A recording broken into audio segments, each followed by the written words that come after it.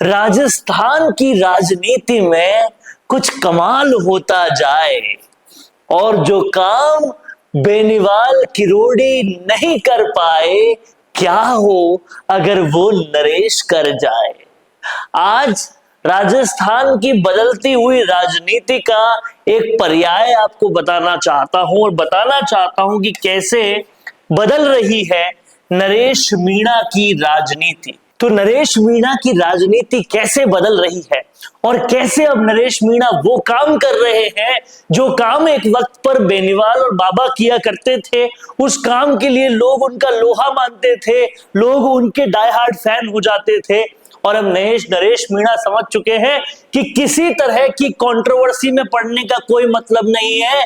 असल मुद्दों को उठाना होगा और उन मुद्दों के साथ में काम करना होगा जहां जबरदस्ती की कंट्रोवर्सी नहीं है, लेकिन वो रियल काम है जो विकास का होता है। और इसीलिए अब नरेश मीणा ने सबसे बड़ा मुद्दा उठा लिया है, वो मुद्दा जिसकी शायद जरूरत थी, वो मुद्दा है किसान का।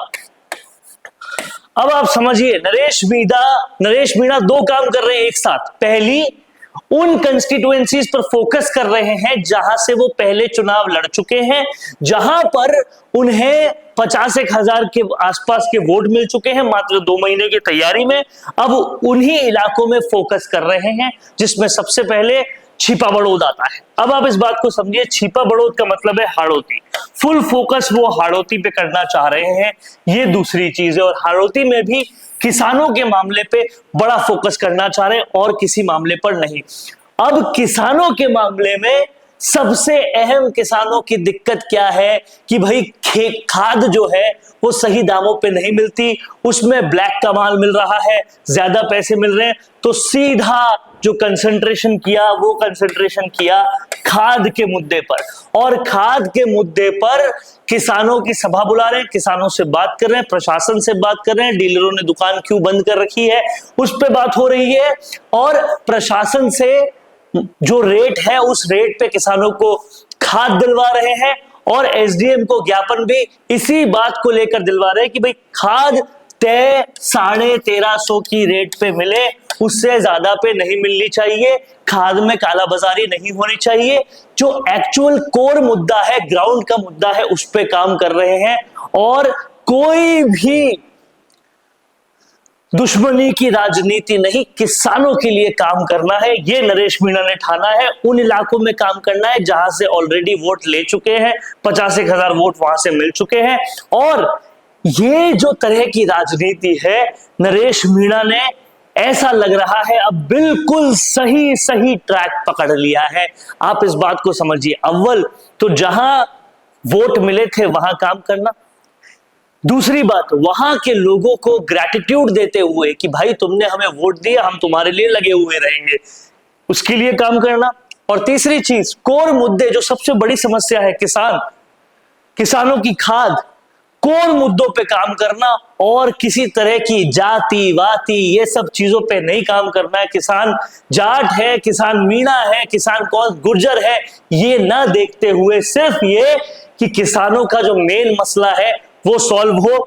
देखिए नरेश मीणा किस तरह से किसानों को आह्वान कर रहे हैं, कैसे उनकी भाषा जो है वो संयमित, बदलती हुई और सीधे मुद्दों पर आ गई है। सुनिए। किसान भाइयों, कल हमने खाद को लेकर छबड़ा में धरना दिया, आंदोलन किया और उसके बाद आज बड़ी तादाद में छबड़ा और छिबड़ौद में किसान खाद के लिए पहुंचे हैं। छबड़ा में जब किसान खाद के लिए पहुंचे तो डीलर दुकानें बंद करके भाग गए, लेकिन किसानों ने एकता दिखाई और उसके बाद अब प्रशासन वाजिब रेट पे 1350 रुपए में डीएपी खाद किसानों को वितरित करवा रहा है। अभी भी छिपा बड़ौद में दुकानदार जो डीलर थे उन्होंने दुकानें बंद कर रखी है और वो गायब है और छिपा बड़ौद में किसान परेशान है। मेरा किसान भाइयों से निवेदन है कि आप एकता बनाए रखें, धैर्य रखें। आप सभी को खाद मिलेगा, वाजिब रेट पे मिलेगा। और जो डीलर दुकानों पे नहीं है उन सभी किसान भाई जो छिपा बड़ौद पहुंचे, वो उनसे आग्रह है कि वो एसडीएम कार्यालय, तहसीलदार जी के यहाँ पहुंचे और जिन डीलरों ने दुकानें बंद कर रखी उनके बारे में बताएं। सभी किसान भाइयों से यह भी मेरा निवेदन है कि एक भी किसान जो डीएपी की 1350 रुपए रेट है उससे ज्यादा नहीं दे और ना किसी भी मजबूरी में अटैचमेंट साथ में ले। आप एक रहे तो आपको वाजिब दाम पे ही खाद मिलेगा, बिना अटैचमेंट के मिलेगा। जय जवान जय किसान। धन्यवाद। तो अब ये संदेश है बहुत बड़ा उन नेताओं के लिए जिन्होंने किसानों के मुद्दों को उठा के राजनीति शुरू की, लेकिन अब जातिगत इधर उधर दुश्मनियां, गलत बोलना, अनर्गल बोलना उस तरफ जा चुके हैं कि भाई वो ही मुद्दे मेन हैं, उन्हीं मुद्दों पे आ जाओ। और उन्हीं मुद्दों पे आ चुके हैं नरेश मीणा। हाड़ौती के लिए ये एक अच्छी खबर है। हाड़ौती के कोर मुद्दों पर काम करने वाला उन्हें एक नेता मिल गया है। बस अब नरेश मीणा ऐसी ही राजनीति अगर बरकरार करते रहे, उन इलाकों में काम करते रहे जिन्होंने विश्वास दिखाया था पर हाँ जीत तक नहीं पहुंच पाए, और कोर मुद्दों पे काम करते रहे, तो वो लंबी रेस के घोड़े बन जाएंगे। सचिन पायलट की तर्ज पर, जिन्हें वो बहुत मानते हैं, वो लंबा खेल खेल पाएंगे राजनीति का। और कहीं ना कहीं ये नरेश मीणा की भी एक अच्छी बात है और राजस्थान की राजनीति, राजस्थान के किसान, राजस्थान के मुद्दों के लिए भी एक अच्छी बात है। क्या मानते हैं आप लोग? कमेंट बॉक्स में जरूर लिखिए। देखते रहिए संवाद, क्योंकि ये संवाद है भारत का, भारत के लिए। नमस्कार दोस्तों, अगर आप भी रियल एस्टेट में काम करते हैं तो हम आपके लिए लेकर आए हैं गुड न्यूज। आजकल के डिजिटल जमाने के अंदर आपकी प्रॉपर्टी का अच्छा वीडियो कंटेंट होना बहुत जरूरी है। तो हम यानी मिशी मीडिया सॉल्यूशंस आपको प्रोवाइड करवाते हैं एक हाई क्वालिटी कंटेंट वीडियो, जिसके अंदर हम प्रॉपर्टी से जुड़े हुए आसपास की प्राइम लोकेशन और उसकी कनेक्टिविटी को अच्छे से दिखाते हैं। कस्टमर आपकी वीडियो को सिर्फ देखे ही नहीं, आपको कांटेक्ट भी करे, जिससे कि आपकी डील क्लोज होने की पॉसिबिलिटीज बढ़ जाती है। तो कांटेक्ट करो आज ही स्क्रीन पर दिए गए नंबर्स पर